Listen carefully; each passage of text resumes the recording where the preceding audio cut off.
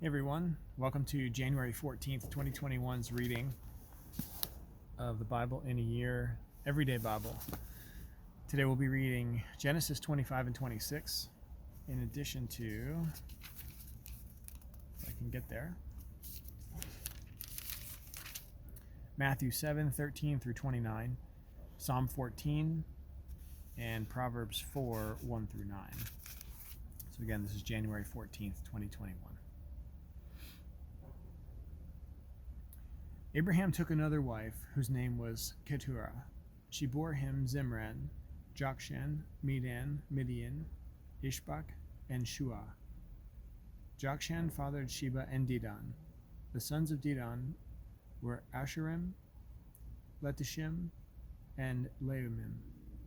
The sons of Midian were Ephah, Epher, Hanach, Abidah, and Eldah. All these were the children of Keturah. Abraham gave all he had to Isaac, but the sons of his concubines Abraham gave gifts, and while he was still living he sent them away from his son Isaac, eastward toward the east country. These are the days of the years of Abraham's life, 175 years.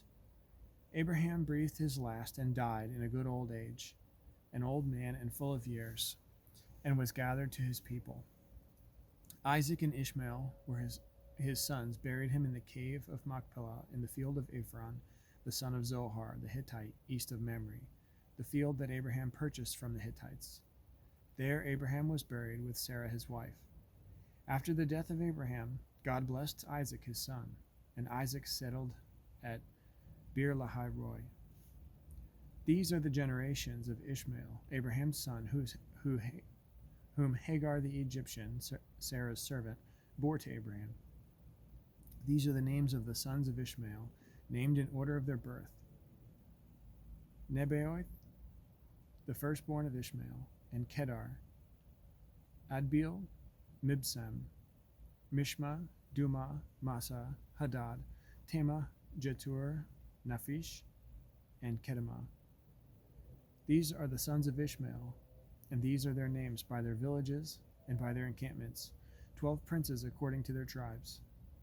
These are the years of the life of Ishmael, 137 years. He breathed his last and died, and was gathered to his people. They settled from Havilah to Shur, which is opposite Egypt in the direction of Assyria. He settled over against all his kinsmen.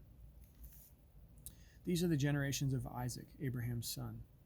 Abraham fathered Isaac, and Isaac was 40 years old when he took Rebekah, the daughter of Bethuel, the Aramean of Padan Aram, the sister of Laban, the Aramean, to be his wife.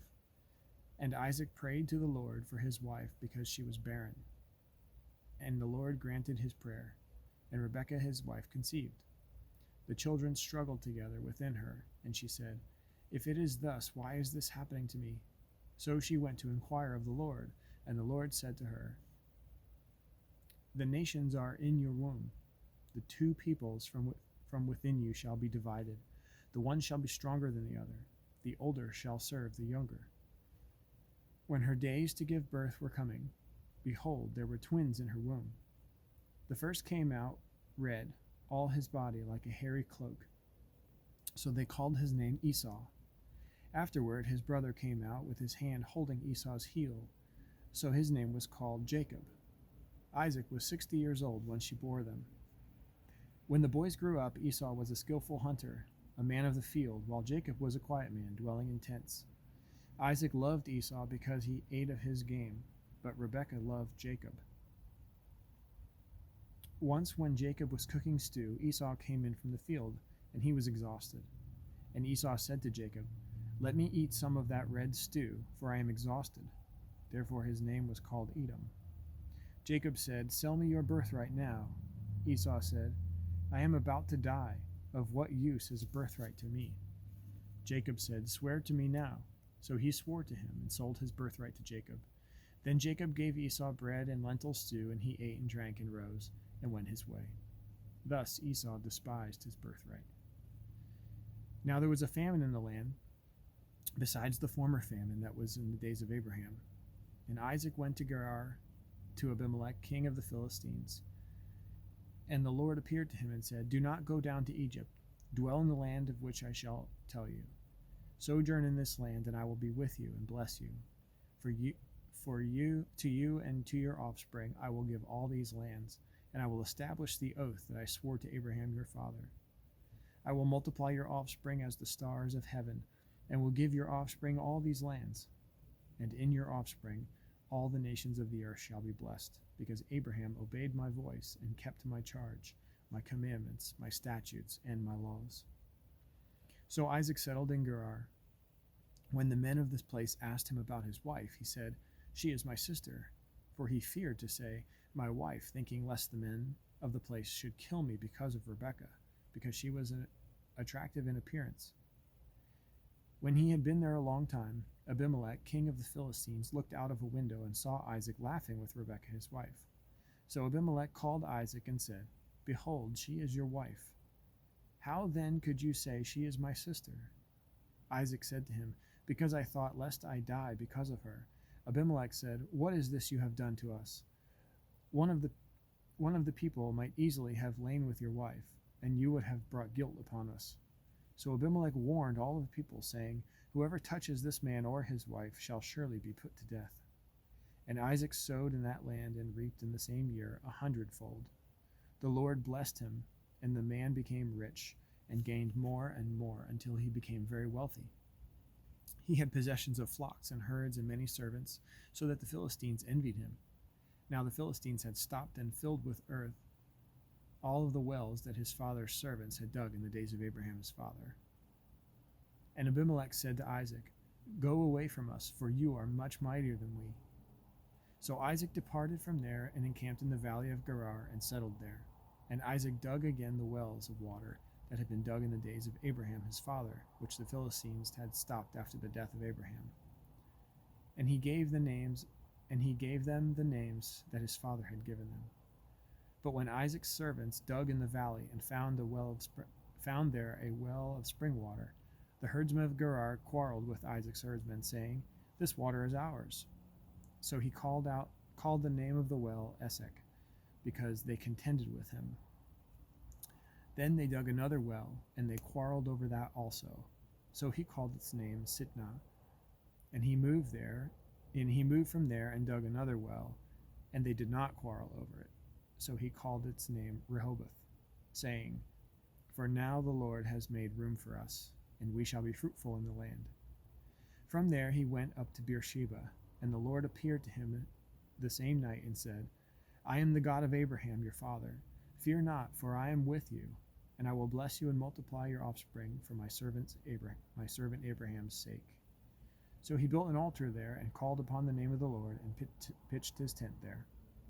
And there Isaac's servants dug a well. When Abimelech went to him from Gerar with Ahuzath, his advisor, and Phicol, the commander of his army, Isaac said to him, Why have you come to me, seeing that you hate me and have sent me away from you? They said, We see plainly that the Lord has been with you. So we said, Let there be a sworn pact between us, between you and us, and let us make a covenant with you, that you will not do us harm, that you will do us no harm, just as we have not touched you and have done nothing but good, and have sent you away in peace. You are now blessed of the Lord. So he made them a feast, and they ate and drank. In the morning they rose early and exchanged oaths, and Isaac sent them on their way, and they departed from him in peace. That same day Isaac's servants came out and told him about the well that they had dug, and said to him, We have found water. He called it Sheba. Therefore the name of the city is Beersheba to this day. When Esau was 40 years old, he took Judith, the daughter of Beeri, the Hittite, to be his wife, and Basemath, the daughter of Elon the Hittite, and they made life better for Isaac and Rebekah. Now we're going to move on to Matthew chapter 7, 13 to 29. Enter by the narrow gate, for the gate is wide and the way is easy that leads to destruction, and those who enter by it are many. For the gate is narrow and the way is hard that leads to life, and those who find it are few. Beware of false prophets who come to you in sheep's clothing, but inwardly are ravenous wolves. You will recognize them by their fruits. Are grapes gathered from thorn bushes, or figs from thistles? So every healthy tree bears good fruit, but the diseased tree bears bad fruit. A healthy tree cannot bear bad fruit, nor can a diseased tree bear good fruit. Every tree that does not bear good fruit is cut down and thrown into the fire. Thus you will recognize them by their fruits. Not everyone who says to me, Lord, Lord, will enter the kingdom of heaven, but the one who does the will of my Father who is in heaven. On that day many will say to me, Lord, Lord, did we not prophesy in your name, and cast out demons in your name, and do many mighty works in your name? And then I will declare to them, I never knew you. Depart from me, you workers of lawlessness. Everyone then who hears these words of mine and does them will be like a wise man who built his house on the rock. And the rain fell, and the floods came, and the winds blew and beat on that house, but it did not fall, because it had been founded on the rock. And everyone who hears these words of mine and does not do them will be like a foolish man who builds his house on the sand. And the rain fell, and the floods came, and the winds blew and beat against that house, and it fell, and great was the fall of it. And when Jesus finished saying these sayings, the crowds were astonished at his teaching, for he was teaching them as one who had authority, and not as their scribes. We'll move on to Psalm 14. To the choir master of David. The fool says in his heart, there is no God. They are corrupt. They do abominable deeds. There is none who does good. The Lord looks down from heaven on the children of man to see if there are any who understand, who seek after God. They have all turned aside. Together they have become corrupt. There is none who does good, not even one. Have they no knowledge, all the evildoers who eat up my people as they eat up bread, and do not call upon the Lord? There they are in great terror, for God is with the generation of the righteous. You would shame the plans of the poor, but the Lord is his refuge. Oh, that salvation for Israel would come out of Zion. When the Lord restores the fortunes of his people, let Jacob rejoice, let Israel be glad. Proverbs 4, 1-9. Hear, O sons, a father's instruction, and be attentive that you may gain insight. For I give you good precepts. Do not forsake my teaching. When I was a son with my father, tender, the only one in the sight of my mother, he taught me and said to me, let your heart hold fast my words. Keep my commandments and live. Get wisdom, get insight. Do not forget, and do not turn away from the words of my mouth. Do not forsake her, and she will keep you.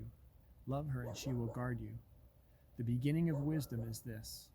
Get wisdom. In whatever you get insight. Prize her highly, and she will exalt you. She will honor you if you embrace her. She will place on your head a graceful garland. She will bestow on you a beautiful crown. Awesome. So it's tomorrow, January 15th, we'll be reading Genesis 27 and Matthew 8 through Matthew 9, 8, and Psalm 15 and Proverbs 4, 10-19. So I'm looking forward to seeing you guys again here tomorrow. Have a great night.